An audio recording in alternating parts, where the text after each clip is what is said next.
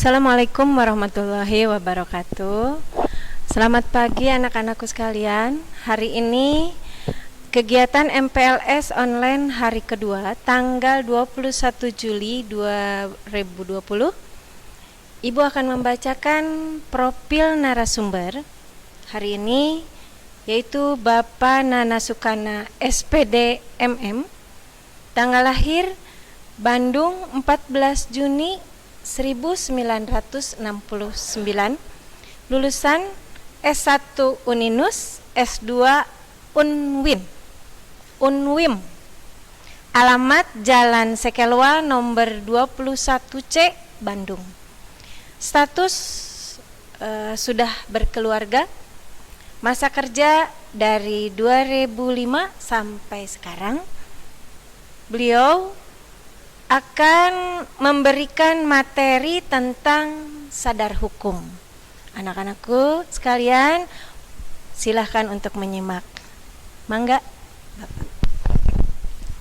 Terima kasih Bu Ayu. Assalamualaikum warahmatullahi wabarakatuh.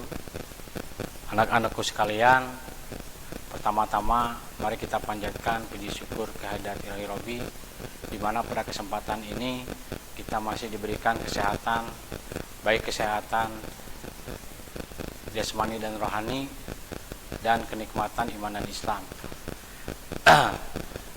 Mungkin di hari pertama MPLS ini berbeda dengan tahun-tahun kemarin yang berkaitan dengan menyebarnya virus corona atau pandemi. Tapi kalian anak-anakku tetap semangat dan tidak putus asa. Yang penting kita harus tetap menjaga protokoler. Anak-anakku yang Bapak cintai dan Bapak banggakan, selamat datang di kampus yang tercinta ini, SMK PGRI 3. Dan mudah-mudahan nanti kalau kalian sudah masuk ke SMK PGRI 3 Cimahi ini berlanjut sampai 3 tahun ke mendatang. Nah, untuk itu Bapak sekarang akan mempresentasikan atau memaparkan masalah sadar hukum, di mana sadar hukum ini sangat penting bagi kita semua dan secara keseluruhannya mungkin sebagai warga negara yang baik sesuai dengan pasal 27 ayat 1 yang menyatakan bahwa segala warga negara sama kedudukannya di dalam hukum. Oke ya. Mari kita lihat dulu di PowerPoint yang kita tayangkan. Yang pertama adalah kita lihat pengertian kesadaran hukum. Di mana kesadaran hukum ini merupakan kesadaran atau nilai-nilai yang terdapat di dalam diri manusia tentang hukum yang ada atau tentang hukum yang diharapkan ada. Itu salah satunya. Pengertian kesadaran hukum itu sendiri, yang pertama adalah adanya suatu kesadaran diri. Ya, ada kesadaran diri dari diri kita sendiri untuk berbuat yang baik. Mungkin yang kedua, kesadaran hukum mengikuti apa saja efektivitas dan fungsinya hukum sangat tergantung pada keefektifitasannya itu sendiri. Yang ketiga adalah setiap orang mentaati aturan-aturan atau norma hukum yang dibuat oleh pemerintah. Sebagai warga negara yang baik, kita harus taat hukum. Karena hukum itu sifatnya ya ada dua. Yang pertama itu mengikat, ya, dan dipaksa, itu salah satunya. Ya, itu salah satunya. Indikatornya bagaimana? Indikatornya kita lihat. Ada indikator dari masalah kesadaran hukum. Yang pertama adalah pengetahuan tentang peraturan hukum itu sendiri. Yang selanjutnya pengetahuan tentang peraturan hukum. Yang ketiga, sikap terhadap peraturan hukum itu sendiri. Dan selanjutnya pola perilaku hukum. Nah, menjadi pertanyaannya adalah, benarkah kesadaran hukum masyarakat kita masih rendah? Boleh kita lihat salah satu contoh. Nah, ini salah satu contohnya. Coba kalau kita lihat dari peraturan lalu lintas Polri, ya, ini sebenarnya tidak boleh, ya. Apalagi ini usianya masih rentan sekali, muda sekali. Sekolah dasar sudah memakai kendaraan roda 2. Bertiga lagi tidak pakai helm, safety-nya tidak ada, keamanannya. Nah, di sini peran orang tua harus selalu mengontrol anak-anaknya. Jangan sampai anak itu dikasih untuk memakai motor. Sedangkan di sini jelas yang berhak memakai motor itu adalah sekurang-kurangnya 17 tahun, mempunyai surat izin mengemudi, itu salah satunya. Ini perlu kita tidak boleh kita contoh yang seperti begini ya. Oke. Kita lihat lagi contoh berikutnya. Kategorinya ini ya. Undang-Undang Nomor 22 Tahun 2009 tentang lalu lintas dan angkutan jalan. Nah, di sini pasal-pasalnya sudah jelas tentang larangan-larangan dan kewajiban bagi pengguna dan penyelenggara jalan yang termasuk kategori pelanggaran lalu lintas sebagai berikut. Kita lihat pelanggaran terhadap kelengkapan menggunakan kendaraan bermotor. Ini lihat di pasal 57 ayat 1A mengatakan bahwa perlengkapan bagi sepeda motor berupa helm standar standar Indonesia ya, atau yang disebut dengan SNI.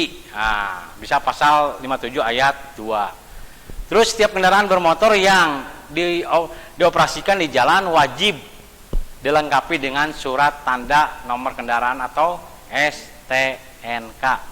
Jadi kalian itu kalau naik motor itu jangan naik motor yang bodong. Ini bermasalah sekali ya. Selanjutnya, setiap orang yang mengemudikan kendaraan bermotor di jalan wajib memiliki surat izin mengemudi atau SIM. Oke ya. Kita lanjut lagi. Nah, ini lihat. Berarti kesadaran hukum itu tidak memandang usia ya. Anak kecil yang tadi Bapak katakan tidak pakai helm, pakai motor. Nah, coba kita lihat orang dewasa moncor dari pagar. Ini takut ketahuan. Mungkin dalam upacara dia telat, lewat belakang. Nah, ini salah satu contoh yang tidak perlu kita contoh. Ini kesadaran hukumnya ini belum merasa tidak ada. Jadi yang tadi Bapak katakan kesadaran diri ya. Terus selanjutnya di dalam tugas. Nah, sebagai ASN atau aparatur sipil negara, jam bekerja tidak boleh ada yang keluyuran keluar. Bahkan anak sekolah juga sama. Jam mengajar itu tidak boleh ada yang di luar anak. Nah, ini juga sama. Nah, ini salah satu contohnya yang tidak perlu kita turuti ya. Karena kalau sudah bekerja kita fokus pada kerja, jangan di luar jam kerja itu kita ada di luar. Ya. Nah, ini menurut pendapat para ahli masalah kesadaran hukum. Sebenarnya merupakan kesadaran atau nilai-nilai yang terdapat pada diri manusia tentang hukum ataupun hukum yang diharapkan menurut Surjono Soekarno. Itu salah satunya. Yang selanjutnya bahwa kepatuhan pada hukum itu dipengaruhi oleh keteladanan dari penegak hukum. Ini keteladanannya. Ya. Kita kalau misalkan contoh gini, ke anak, kamu jangan merokok. Ternyata bapaknya merokok. Nah, itu sudah mencerminkan tidak adanya itu keteladanan orang tua terhadap anak.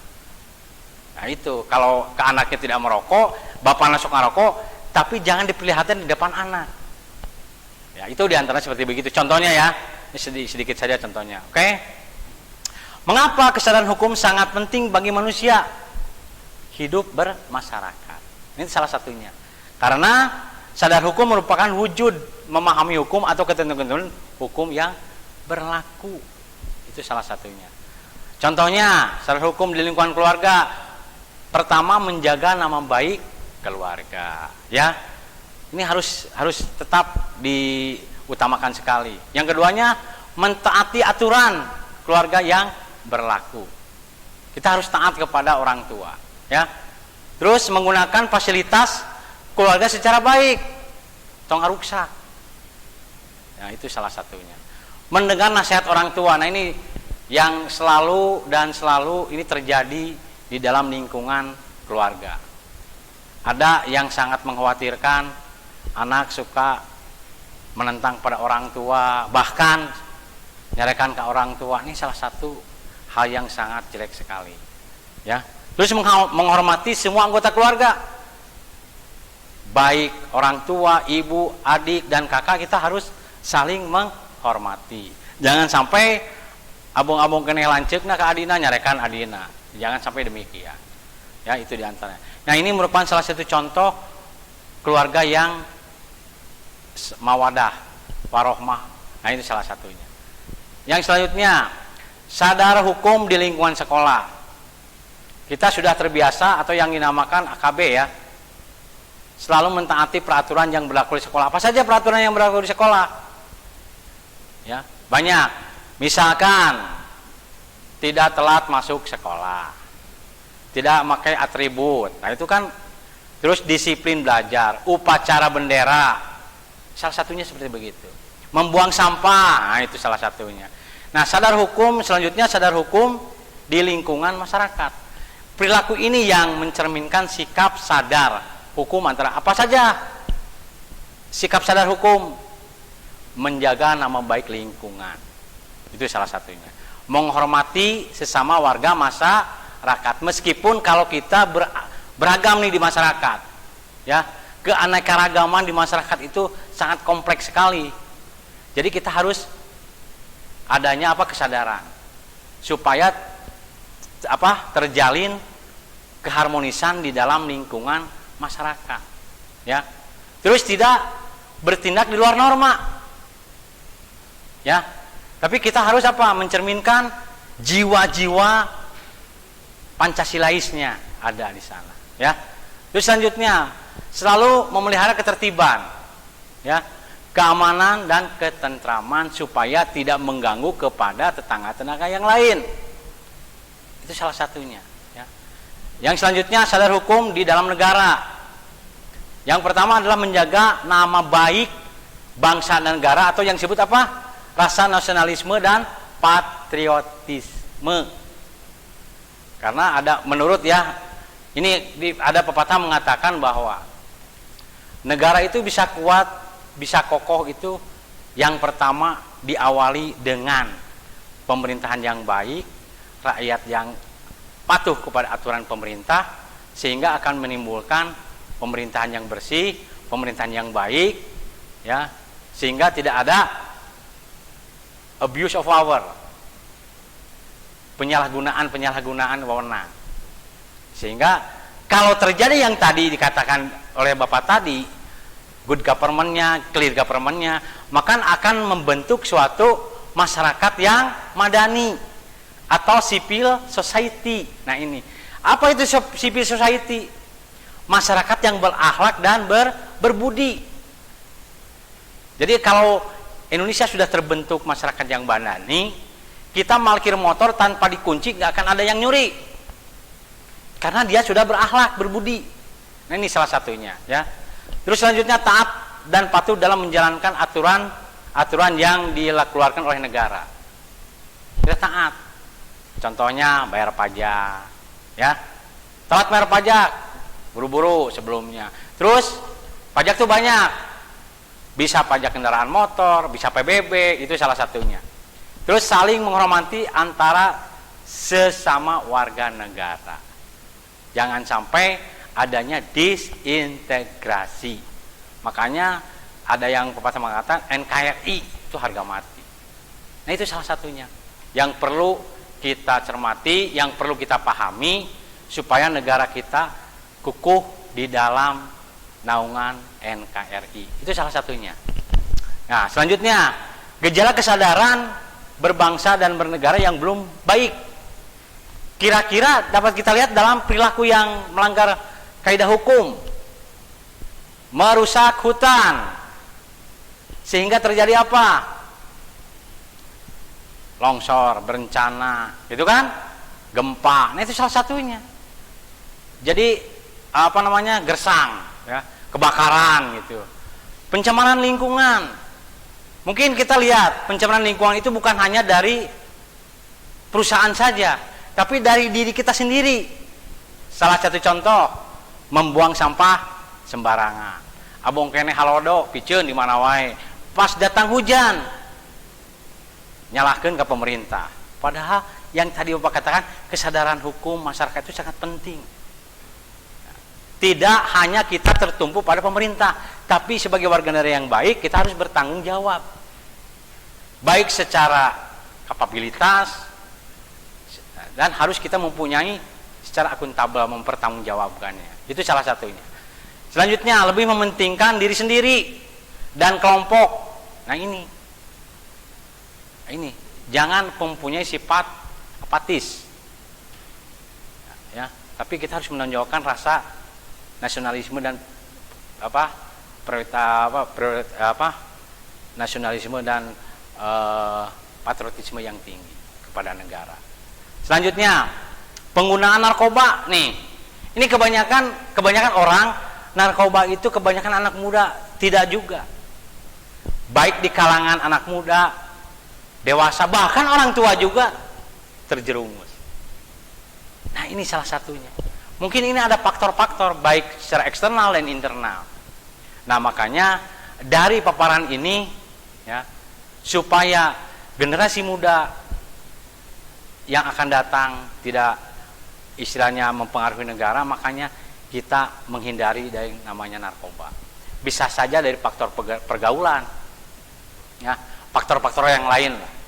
Karena terus terang saja merugikan diri sendiri, bahkan orang lain juga.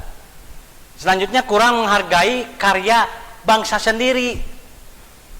Tidak dihargai karya bangsa sendiri. Karena faktor apa? Egois, gengsi. Nah itu kan. Terus selanjutnya, mendewakan produk bangsa lain. Kita malu membeli produk Indonesia. Salah satu contoh kalau di dalam pelajar, beli sepatu nggak mau produk Indonesia, pinginnya orang produk luar.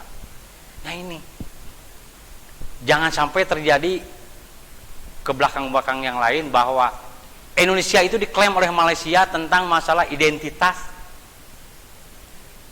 masalah batik. Batik diklaim bahwa batik itu dari mana? Padahal batik dari Indonesia. Kenapa? Pertanyaannya kan kenapa? Why? Karena itu yang tadi, mendewakan produk bangsa lain, sehingga kurangnya menghargai karya bangsa sendiri. Makanya kita biasakan untuk melestarikan kebudayaan bangsa kita sendiri, supaya bangsa kita itu dinilai oleh negara lain itu bangsa yang besar. Itu diantara seperti begitu, ya. Bagaimana cara menumbuhkan kesadaran di lingkungan keluarga? Yang pertama, penteladanan. Seorang ayah dan ibu bagaimana sih menghadapi anaknya supaya anak itu merasa bahwa anak itu merasa apa? Diperhatikan. Terus keteladanan, punya wibawa orang tua itu, ya. Libatkan anak dalam bagian ke keluarga ibadah. Itu salah satunya. Kunci utama itu ibadah. Biasanya pengajian, kan gitu kan ya? Kebaktian, memberikan sedekah, ini salah satunya. Terus syukur jika berhasil, sabar jika gagal. Jangan sampai anak itu biasanya yang Bapak rasakan sebagai guru, kalau anak itu mendapatkan nilai yang kecil, dia merasa bangga kepada temannya. Wah, saya nilai segini, saya nilai 3. Bangga, padahal jangan sampai demikian. Ya. Terus selanjutnya kerjasama penguatan dorongan. Nah, ini penguatan dorongan sangat penting sekali. Baik dari orang tua, baik dari guru, supaya anak itu bisa adanya perhatian dan penguatan untuk menjadi yang terbaik. Terus kerjasama jaga kebersihan tempat ibadah, itu salah satunya, ya. Baik meskipun di negara kita beragam agama, tapi kita harus tetap menjaga keutuhan, ya. Terus terakhirnya ada nilainya. Nilai dari yang tadi itu ada nilainya, dan pahala, ya, dan dosa. Itu salah satunya seperti begitu, ya. Mungkin kesimpulan dari Bapak ya ini, ya.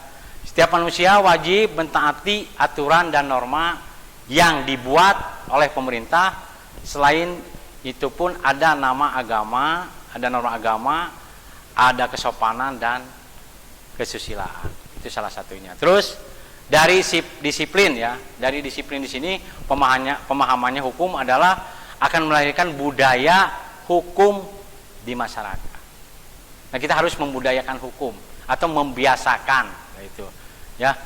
Terus selanjutnya pada dasarnya jika semua manusia ingin hidup ya, lebih baik dengan bersama-sama, maka kesadaran hukum itu akan muncul dengan sendirinya. Ya, adalah makhluk sosial yang baik. Ingat kepada filsuf ya Aristoteles, John Politiken, bahwa manusia itu tidak bisa hidup sendiri tanpa bantuan orang lain ya. Dengan menjaga keseimbangan antara hak dan kewajiban dengan memenuhi aturan kehidupan bermasyarakat, berbangsa dan bernegara. Mungkin itu yang bisa Bapak sampaikan pada kesempatan ini. Mudah-mudahan dapat diaplikasikan dalam kehidupan sehari-hari dan diberikan suatu magfirah. Kurang lebihnya Bapak minta maaf. Assalamualaikum warahmatullahi wabarakatuh.